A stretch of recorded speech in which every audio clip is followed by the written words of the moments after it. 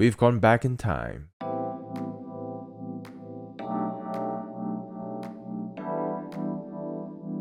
Hello and thank you for clicking on this video. I'll be sharing my experience on Snowsky's Echo Mini.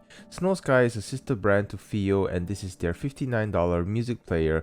So before we dive deeper into this, I'd like to take this opportunity to thank FiiO for sending this unit in exchange for my honest feedback. However, as always, all thoughts and opinions are my own and are not influenced by any parties. If you've been enjoying my content, please do consider hitting that like and subscribe button. That will help the channel a lot and I appreciate your support. The unboxing itself is pretty straightforward, where you get some manuals, a USB charging cable, and the device itself. The Echo Mini's design is pretty much inspired by the retro tape players with a bit of a modern twist. I've got the black version and at the top you have all the buttons, so the volume control, pause and play, menu button, and the back button, with the power button in red to stand out from the rest, which is a nice little touch. And on the sides you have a 3.5mm and a 4.4mm output, and the other side you have a USB-C port for charging or data transfer and a micro SD slot. I haven't got fooled by the back thinking it's removable, but it's just there as a design. Almost broke the damn thing. As you turn on the device, you get the Snowsky's opening screensaver and you'll be greeted by this cassette interface. On standby mode, you have the time and date, which are all adjustable in the settings.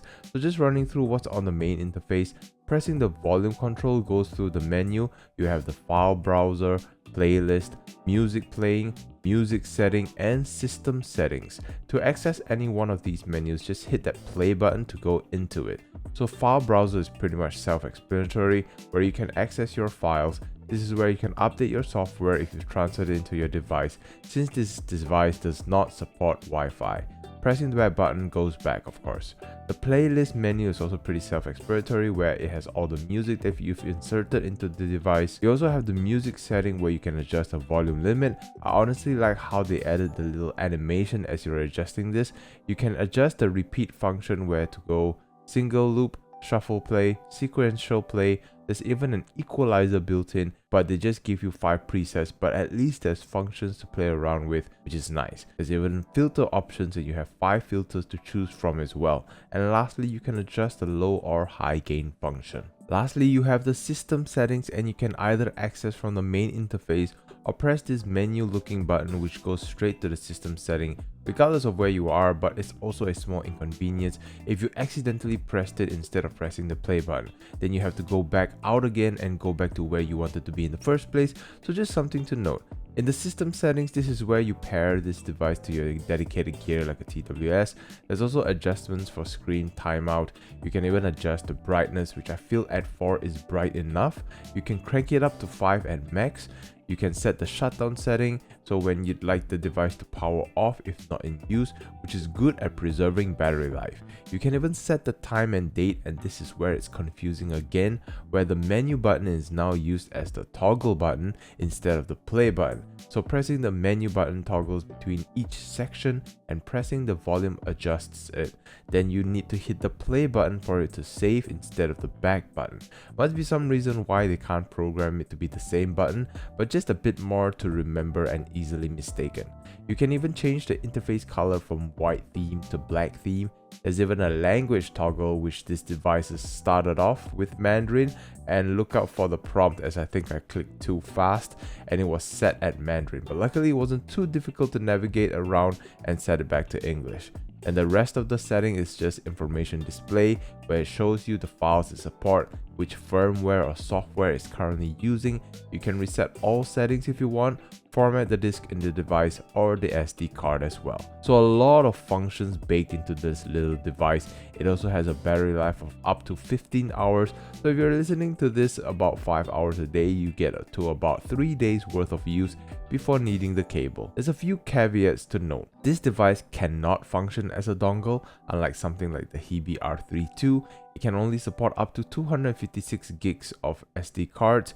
It doesn't support any streaming services since it doesn't have Wi-Fi capabilities, and since it's all analog and no touchscreen, there's limitations to your music control. For example, if you have a specific song you want, instead of clicking directly on it, you'd have to cycle through the tracks using the buttons, and you can't hit to a specific section of the track as well.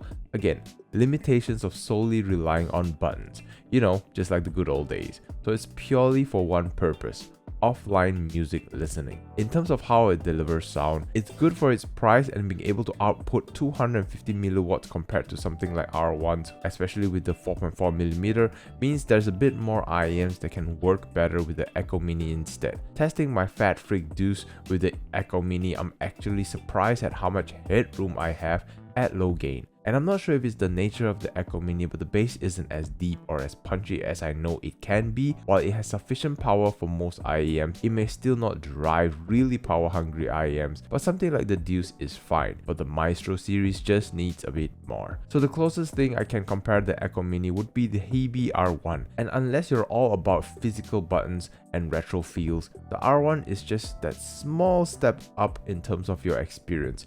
It has touchscreen controls. Even though it's not the smoothest or snappiest, it still works.